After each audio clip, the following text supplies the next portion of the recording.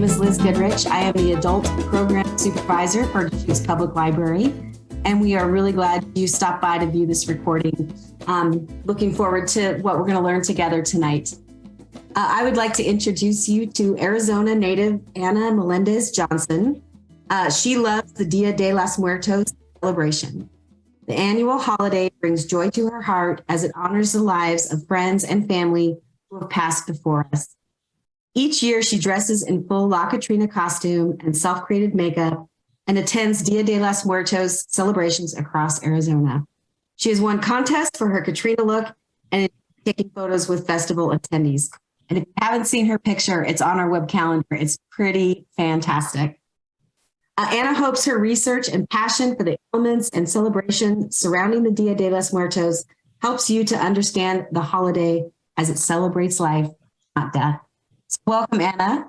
I'm going to go ahead and invite you to share your screen. I'm really looking forward to this because I'm a fan. Woohoo! Hi, everybody. Thanks so much for joining us today. I used to live in Central Oregon. I absolutely love it. I wish you all the best, and I hope you're doing well. I know it's been a little hot there this last summer. You got a little touch of Phoenix, but now you're off onto fall, and I really envy that of you. So thanks again for being with us today. My little presentation company is called La Catrina Productions, and this presentation, we've done several here for the library system. It's called Dia de los Muertos, Imagery of Life. So Dia de los Muertos means Day of the Dead. And to kind of contrast that, I made the title a little contrasty. Images of Life is really what this is about. So a lot of people go, what is all that skeleton stuff about? Are you worshiping skeletons and dead people? Well, we'll be talking more about that. But the answer is no. We are absolutely loving those loved ones that have passed before us. And we are trying to do our best in remembering all the fun things they did and all the love they shared with us. So we'll start now, and I'll give you just a little brief rundown in case you don't have a lot of experience with the Dia de los Muertos celebration. It's held every fall, and it really is all about the Mexican culture or cultura. We believe that life never ends, and you really don't celebrate. You really don't act sad when somebody passes away because you know you'll see them again in heaven. And so what the Day of the Dead celebration is all about is really celebrating those that have passed before us because we want to keep their memory alive. And we celebrate on November 1st and 2nd, we go to their grave sites, or we build altars or ofrendas. That's what an altar is in Spanish. And we remember them by, I'll talk more about ofrendas in the presentation, but that's one of the things we do. We also dress up like the picture here. You can dress up like a Day of the Dead skeleton, let's say. And it's all about color. It's all about the Mexican tradition. So it's a lot of fun. We bring food out and we celebrate, we sing, and we enjoy ourselves to celebrate the lives that have lived before us. So I mentioned that the Mexican culture and thoughts about death are not like the American way of thinking. It's all about remembering those that have passed before us and being happy for the times we had with them. And building an ofrenda is part of that. And I'll touch on that a little bit later because the artists that we'll be talking about today, they do include some of that in their imagery. And the artwork and the imagery play a big part in celebrating in those remembrances, honoring lives. And one of the artists is a little tongue-in-cheek in his artistry, and I'll be sharing more about him. The symbolism of some of the artistic elements, some of the art you'll see today. There are flowers, butterflies, and I brought my little pet butterfly here, my little monarch butterfly. It's not alive, just a little hint there, but how does she get it to sit on her shoulder all that time? Okay, I didn't fool you, but let's just pretend it's alive. Okay, so there you'll see lots of flowers, butterflies, and angels in some of this artwork, and we'll talk about what that means. So flowers have a special meaning. We'll talk about that in the presentation. Butterflies as well, and then angels are pretty obvious, right? Those that have passed before us become angels, and that's where those come in. So let's go on to this presentation. The ones we'll be talking about. The number one Day of the Dead artist ever is Jose Guadalupe Posada. He lived from 1852 to 1913. And one of his most iconic images that he created through lithography, he was a lithographer, that artwork wasn't even published until after he died. So we'll talk more about that. But present day artists who have been influenced by images that Jose Posada created or who have been inspired by Day of the Dead, the festival, is Patricia Castillo, Herminia Alvaron Romero, and David Lozeau. David is not of Mexican descent, so that's why his name is just Lozeau. So we'll move on with that, and we'll talk about Jose first.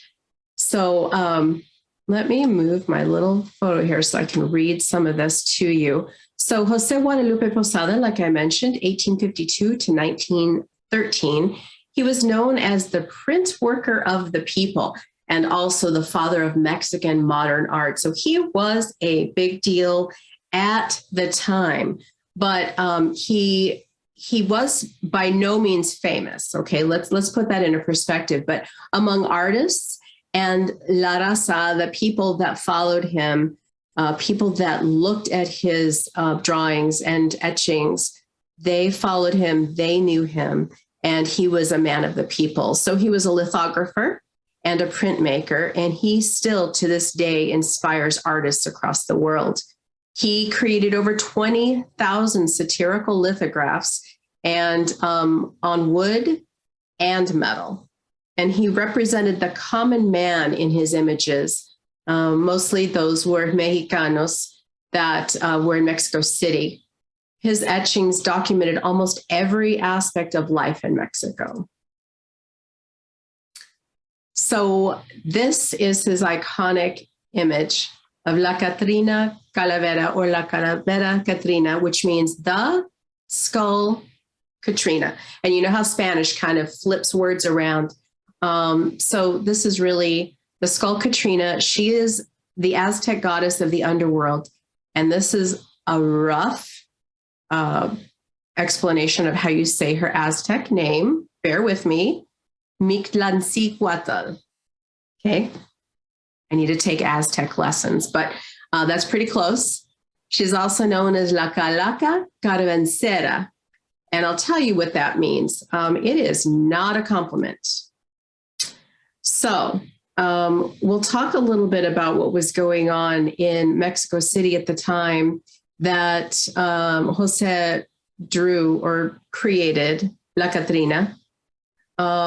And what was going on is that there was a Mexican dictator. His name was Porfirio Diaz, and he was obsessed with the European ways.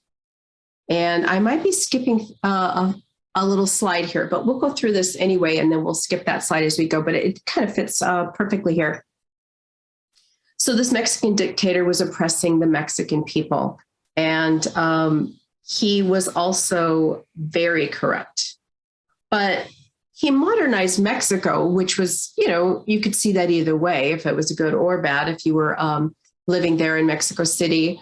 But the problem was that he was obsessed with being European, not being Mexican, but being European. So Jose was really ticked off at that. And he said, you know what? I'm going to create La Calavera Catrina. Now, Garbancera, that word means an indigenous person who tries to look European, denying their own heritage. Basically, a wannabe.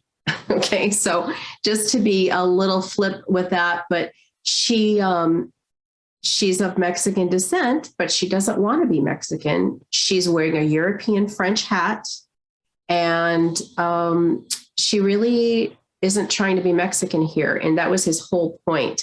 He was mimicking and lampooning the dictator Porfirio. And what happened eventually with Porfirio Diaz is that his corrupt ways brought on the Mexican Revolution. So not so good for the Mexican, for that leader. Now, the calavera is a representation of a human skull. So that's what that word means, Calavera Catrina. And the calavera is something you'll see in Day of the Dead celebrations. Sometimes it's just a skull, it just looks like a human skull, and it's got all the beautiful designs on it and so forth. I'll show you a couple of those coming up. But other times there are molds for Day of the Dead, and you make, it's like a skull mold, and then you decorate them and the children eat them. And it's part of the celebration of Dia de los Muertos. Again, Garmencera, denying your indigenous heritage. And Calaca is a decorative figure of a skeleton, and I'll show you that as well.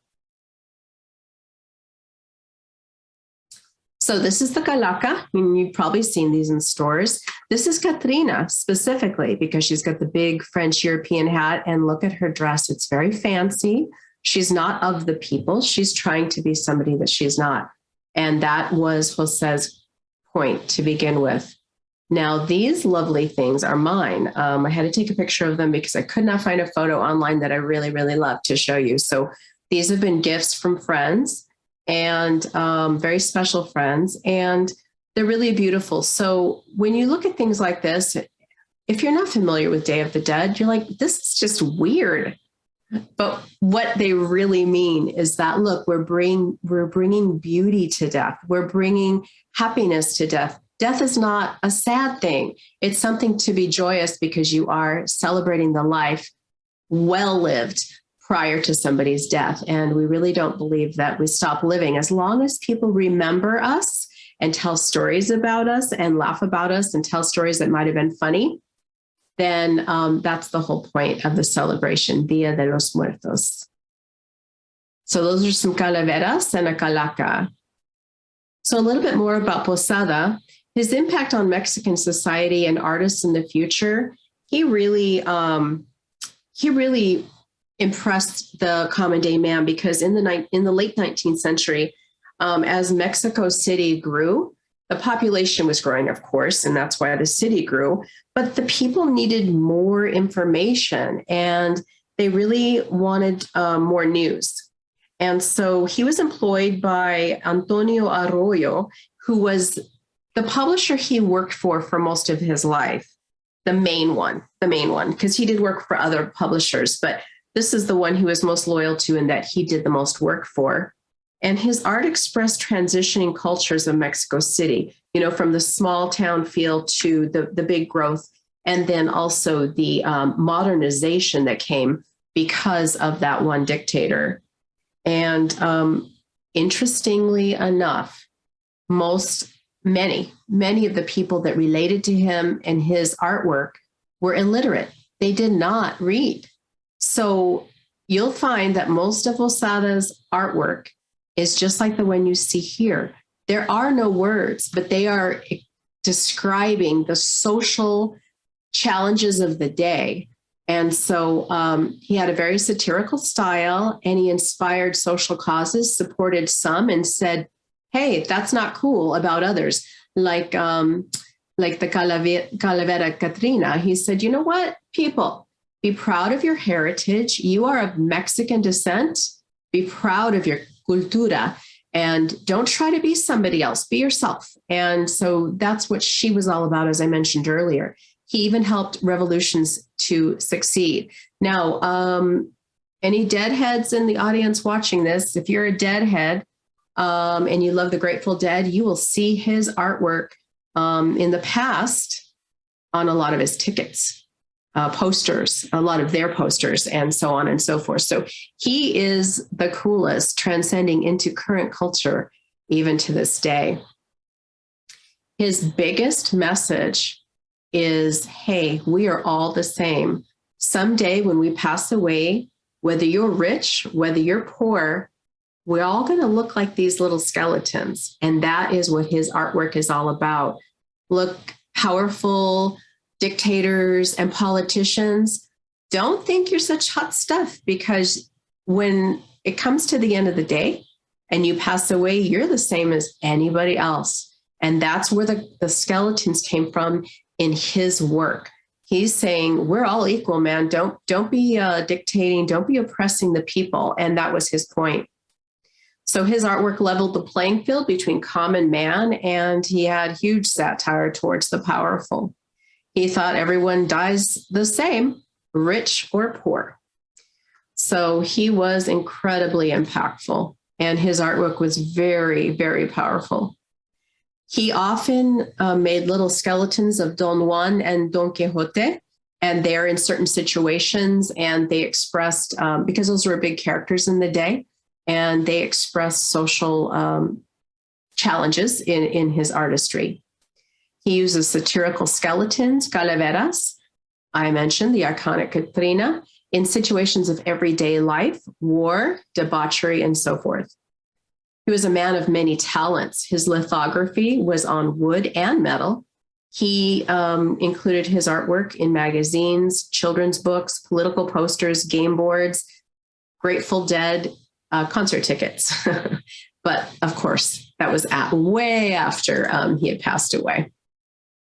He was known as the Printworker of the people. So this is pretty cool. This is a lithography image with his signature, or his little, like a signature.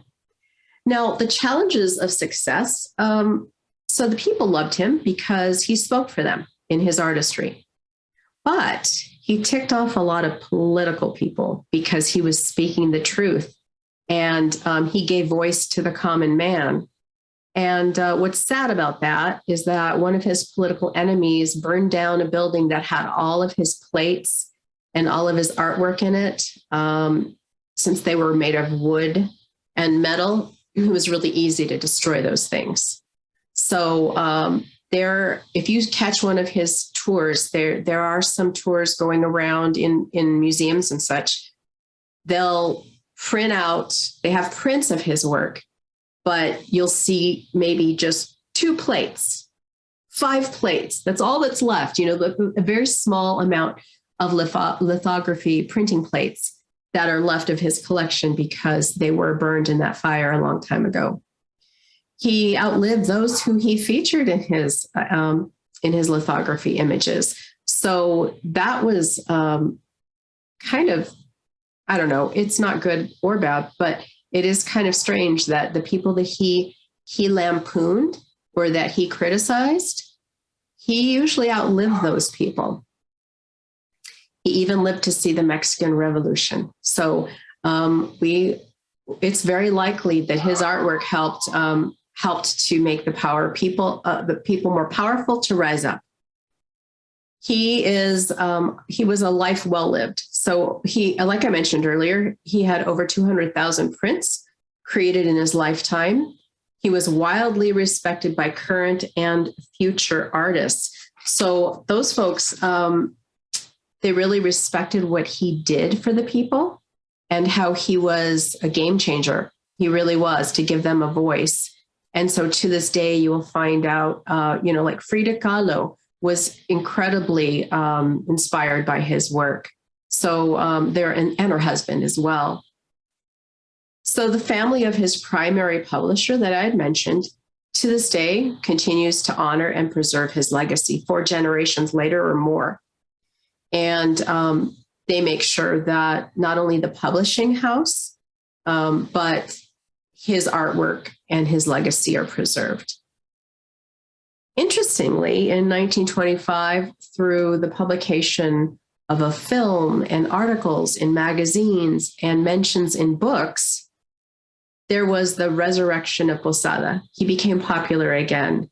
And that person that, as you can see here on this slide, when he passed away, he died of heart failure. He was poor and relatively unknown. In an unmarked grave was he buried. So he really wasn't a famous person. The people knew him. but he was not well known across Mexico in general. And then in the future, between that when he died and 1925, he was just, his story was unknown. His great social influence and his story just really wasn't a big story. It wasn't known by anybody. But in 1925, that all changed and he became popular again. His artwork really became popular again. And that's when in 1930, Catrina, that artwork was published and really became the face of all the Dia de los Muertos celebrations. She's kind of the logo or the image that people really think of when they go to celebrations every October/November. So our second artist, all the artists from this point on will be more brief because they are living today, and history is always a longer tale to tell, but these are really incredible artists, and I'm just barely touching on what they're doing, but it'll still be fun and interesting for you. Patricia Castillo and her husband, Paul Jolet, they are clay Mexican folk artists, and they currently live in Texas. They met over 22 years ago and married. They both design and craft Mexican sculptures made of wire, clay, and are painted with acrylic paint.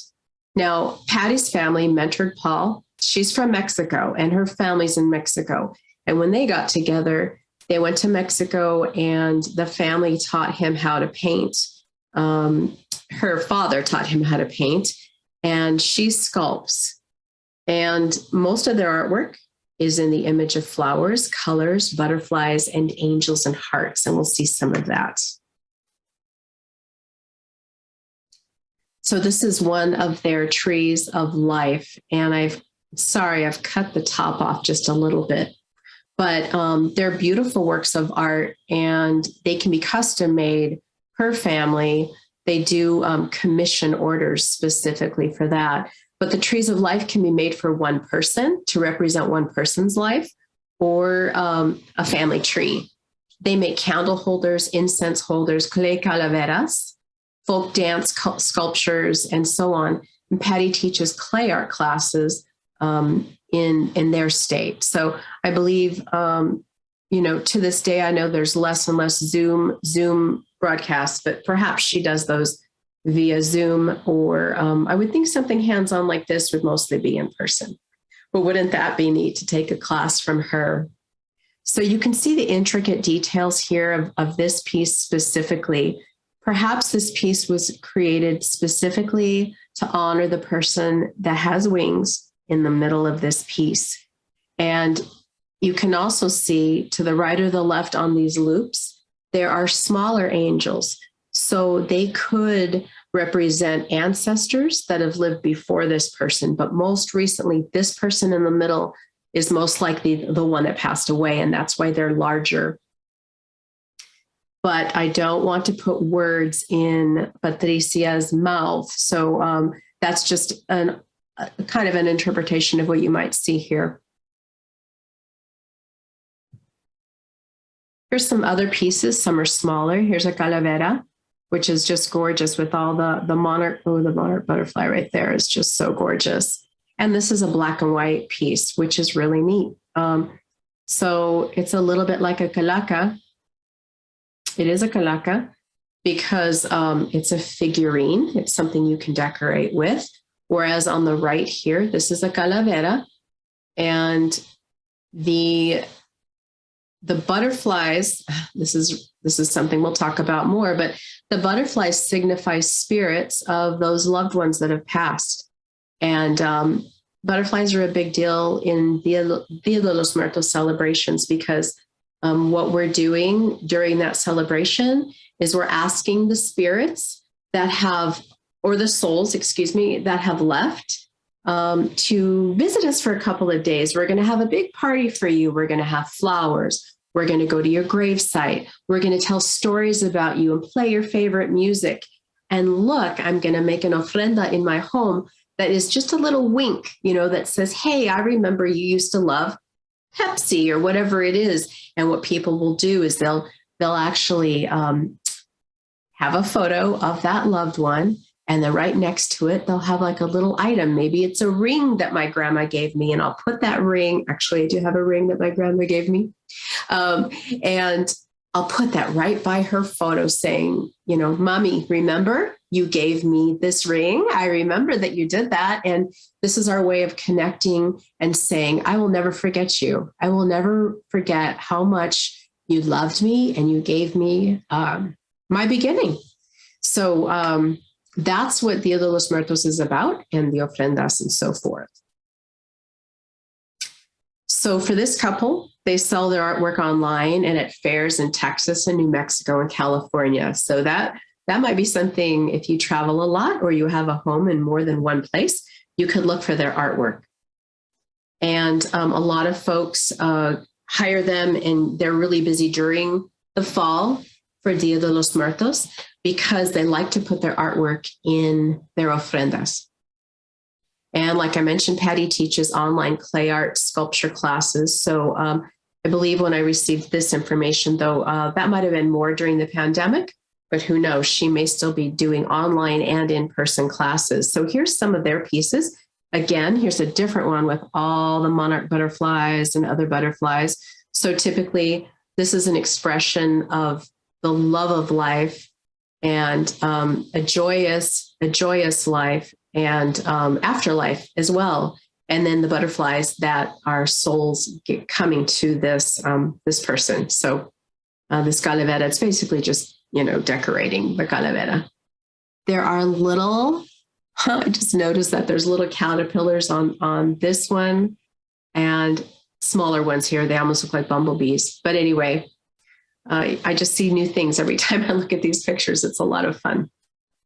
So here is a calaca, but this is a really big one. So she's probably at least half the size of a person, so of a woman. But this is all clay and wiring painted with acrylic paint, and she's just beautiful.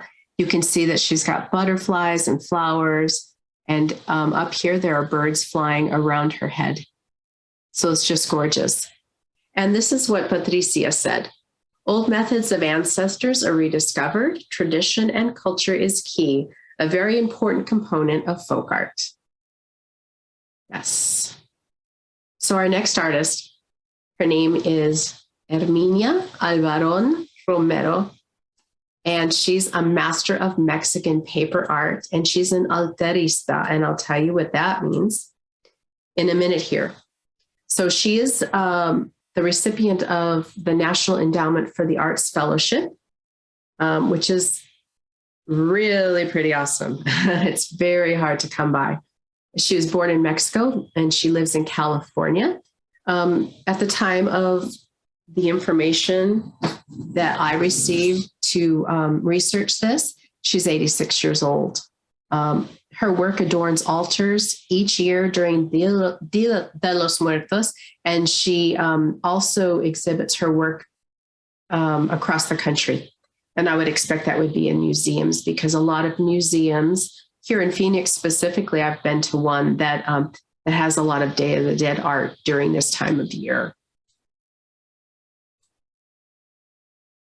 So what does she do? When you build an altar for Dia de los Muertos, whether it should be at your home or at the cemetery, decorating the cemetery graves, there is something called papel picado. That means paper small in Spanish. She began learning her skills at 8 years of age from her mother and her family. So she believes her craft brings her closer to her loved ones who've passed, and it brings her childhood memories back to life. So what they taught her to do, if you think back when you were in grade school, remember the snowflakes we used to cut? We used to fold a piece of paper and cut little pieces out of it, and you open it up and, oh my gosh, it's a snowflake, and not one is different, not one is the same.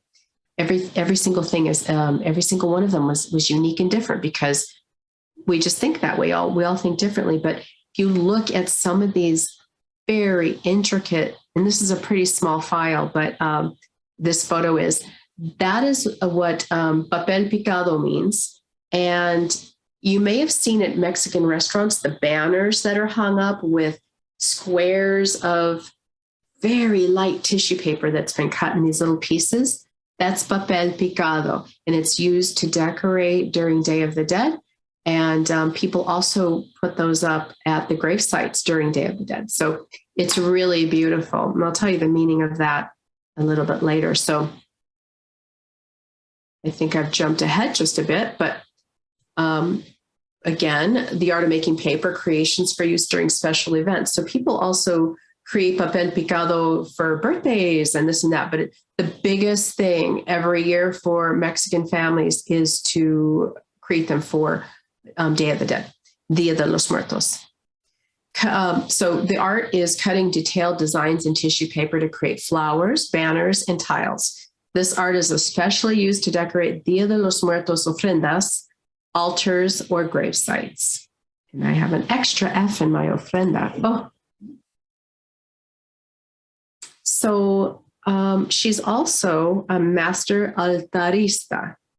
Now, knowing the word altar, that tells you she is very, very incredible at building altars. And altars usually are temporary during Day of the Dead. Some people keep theirs up in their home year round just to remember and keep their loved ones close. So she is a master at creating these. You can see at the top right of this photo, there are those banners, those square pieces of papel picado. They're either hanging from a string or they're stuck to the ceiling and they just hang down straight down. And then on the left side of the photo, there are, I don't even know how she makes these. These are so incredible. They're almost like streamers, but they're flat to the wall and they're continuous. And she's put them around Mother Mary, all the way around like this. And they're so incredibly detailed. So all of these things build an altar or an ofrenda, and she is a master at it. She's actually a master at it. So altars or ofrendas include papel picado for decor at home or at grave sites. Now, this is a whole other presentation that you may still find on the library website, but I'll briefly tell you some of the elements that are used in an ofrenda. You can put one up yourself. It's not just something Mexican families do. You can do this yourself. I have a friend who just lost his mother, and it might comfort him to have her picture up.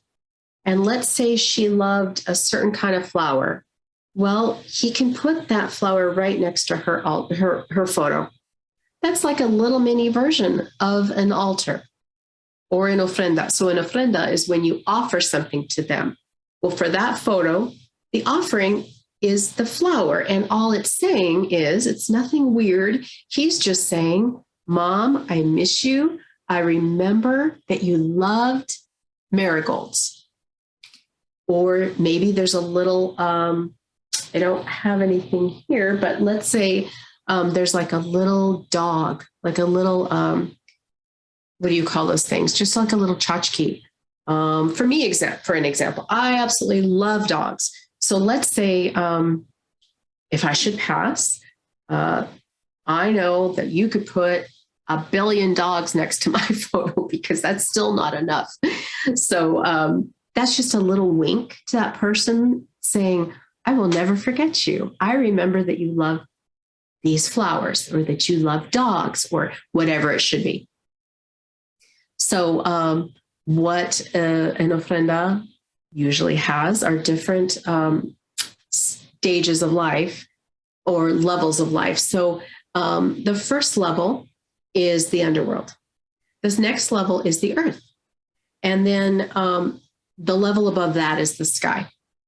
Some of the things that are there that represent life and living. The earth would be represented by flowers. So there are flowers. We call them cempasúchil. That is an Aztec word for the marigolds. Marigolds are thought to be, they're the most popular flower you can use during Day of the Dead because they're so fragrant. And when you get hundreds of them together, like they do in Mexico, hundreds and hundreds and hundreds and hundreds of them together across a cemetery or whatever. And they grow them all year long so that they can use them and cut them and sell them for this time of year. But they have the most pungent, beautiful smell. And that smell is thought to entice the spirits to come down and party with us, because during Day of the Dead, that's what we do. We have a big celebration for those that we miss. And we hope that they will join us so that we can tell them, you'll never be forgotten. And then usually there's water. Water is, as we know, the what do you call it? The gift of life. Because if the spirits come all that distance to visit us during Day of the Dead, they must be thirsty. So here's some water because you're thirsty. And then also you'll want some water to go back after Day of the Dead, after Dia de los Muertos is over. As well, there is pan de muertos, and that is bread of the dead. So pan de muerto you may see in your Mexican bakery. It looks like a little biscuit, and it's got little patches of sugar over it or other bread pieces put over the top. They're meant to look like little skeleton bones. And that's pan de muerto. And we eat it. And we also put it on the ofrenda because we're enticing those spirits, those souls to come and join us for the party. So those are just a couple of things that are put on an ofrenda. And the ofrenda is meant to just be a place where you can remember that person and put special gifts there for them. So you decorate the ofrenda with the paper. And the other element to an ofrenda is wind. And it is represented by the papel picado, because when the wind blows like this, what does the paper do? It gently moves. And that is a symbol that symbolizes how delicate life is. And you can read more about that online, but everything has a meaning when you put it on an ofrenda. So a little bit more about her National Heritage Fellowship. This is the highest honor in the folk and traditional arts that you can receive. And she was chosen for her artistic excellence, cultural authenticity, and for contributions made in her field of work. So papel picado, and for her ofrenda work, for her altarista. She's an altarista, meaning she is a professional master at building an altar. The last artist we'll be talking about is a contemporary, cheeky kind of a guy. And I have some of his artwork in my home because I absolutely love it. So this is David Lozeau. And no, he's not of Mexican descent, but he is a mixed media artist and he is incredibly talented. Here in Arizona, he was actually going to be speaking at a gallery in Prescott. I barely missed him the night before I was there. So that was a bummer, but he does do tours. His artwork is featured across the country in museums. And I hope someday to drop in on him at an event. That would just be the coolest thing. He's a painter, muralist, mixed media artist. He does children's books, so artwork in children's books. He was born in 1975. And he was inspired by Bob Ross and Mark Kistler. And he watched their TV shows to learn the basics of illustration. I mean, when you see his stuff, you're going to be amazed. I just can't believe he learned some of that off of TV. He did have a career prior, but went back to his art. And boy, it's incredible. He's a mixed media artist. He uses layered acrylics, gouache. I don't know how to say that word, folks. I just don't know how to say that, but it's a water-based enamel paint. So it's water-based. It's what I know. And he creates Day of the Dead images with a slight humorous twist. I'll show you a little bit of what he does. He is definitely quirky and unique. So I have, like I mentioned, I have this one, Dia de los Perros. So Day of the Dead. This is a poster he's doing tongue in cheek. There is actually one of the days of Dia de los Muertos that are for children and pets. So sadly, this is Dia de los Muertos for perritos, little dogs. And this is the one I have up in my bedroom. I absolutely love it. He was born in the United States and he lives in California. He has collaborated with Disney and Harley Davidson. And his popularity has really gained speed in the last 10 years. And he shows his work in galleries across 3 continents. So he's incredibly popular. He's won multiple awards at fine art exhibits. So David Lozeau, Snarky Style is what I sum it up to be. His illustrations include Dia de los Muertos skeleton characters. This is off of his website, with themes of military, the Wild West, nature, nautical themes, lowbrow. I put nature there twice. Sorry about that. And debauchery, kind of like this one. So I really wanted to put this one here for you. And this is just great. This is a Mexican couple. You can tell by their garb. And they're having some tequila and margaritas. Here. Here's a couple of others that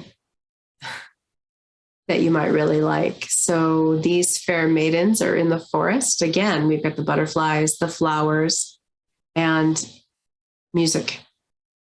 And to the right of the screen, we've got everlasting love. That's what Dia de los Muertos is all about.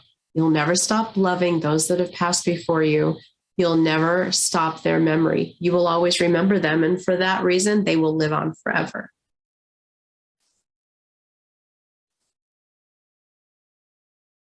That's it. I wanted to end it with this beautiful little heart of Lozeau's because it's really awesome. Hey, thank you. And I just have just a couple of questions, or maybe questions, probably more. So from Posada to the last, am I pronouncing his name correctly? Lozeau, the last artist you talked about? Lozeau, yeah. I mean, art is, in this particular realm, is political. Can be. Mm-hmm. It can be, but it's also enjoyable. And so I'm super curious about your take on that. Like, this Posada's art inspired a revolution. Yeah. And this Lozeau's art is kind of skewering some of the traditions. Just wondering what you think about that. Yeah. So I think what I read about Lozeau is that, if you look at his new stuff, it's nothing like this. So he's still reaching and growing in different directions. But his stuff is very whimsical still. So I looked on his website some more, and a different gallery's website that is exhibiting some of his stuff. And, it's really hard to pinpoint where he's coming from. I think he is poking at the themes. He's really thinking the same, that, we have great lives, and those that have passed before us are really to be remembered. And there's themes of eternal love, and there's themes of, I don't know, he makes me think of a lot of different things, but definitely not controversy. Posada, he was controversial, 150%. There was nothing he did that I've seen that was just like this, like, oh, it's a chuckle, huh? Posada was always funny, always had a wink to his work, but he was always poking at a theme, trying to provide social justice for the common man who had no voice. And so 2 extreme different artists for sure. Yeah, 100%. I do love the common thread, though, of the sort of acceptance of death. Like, we're all going to get there. Mm-hmm. Now, I put a joke where none of us are going to get out alive. Right. But it's something to be honored and revered and those who go before us to be honored. Absolutely. Absolutely. So I'm just wondering if you want to give any, like, a couple of little tips for folks who might want to celebrate appropriately without appropriating. Like, what might we be able to do to honor Dia de los Muertos? Sure. I think the Mexican culture does not mind if others partake. I mean, we want people to come to our celebrations. We don't care what walk of life you're from. We would love for you to come and enjoy our culture. So you personally could decorate the inside of your home. You could personally put up papel picado. They make it and sell it in party stores like crazy. You don't have to make your own because it takes a long time to do those yourself. But like I mentioned, if you recently have lost somebody, or in the last year, or during the pandemic, it would be really appropriate for you to create, like, let's say you have a baker's rack in your home, and usually it has things on it, blah, blah, blah, things. Take those down. And just for the end of October, early November, you could make an ofrenda. And you can just look up any YouTube video. You can look up on Pinterest. And you can find out those elements specifically and include them. You can watch this presentation over and over again. But by the time it does come out, you might want a little bit more work ahead of time. But just putting up a photo and a little remembrance of what you think of right away. Like, I saw a video where this young lady, she remembers her grandma loved peanuts. So she put a little picture up of her grandma and she put peanuts up. Now, there is a danger and a risk of putting food out overnight. So, let's be practical. And candles represent fire. That's the other element I forgot to mention earlier. Okay, we've seen those battery operated little flicker lights. Let's use those. And they've got them in candles now too. Let's use those instead of fire. Or, as long as you're sure that you blow them out before you go to bed, you can use candles. But, let's be practical. So all those things can be added. You could put a little candle there, and it doesn't have to be elaborate, but it can be your own version of what your ofrenda will be. Yeah, thank you. So thank you, everybody, so much for joining us for tonight's presentation. And Anna, thank you so much. We love having you come back once a year for Dia de los Muertos presentation, and we really appreciate your expertise.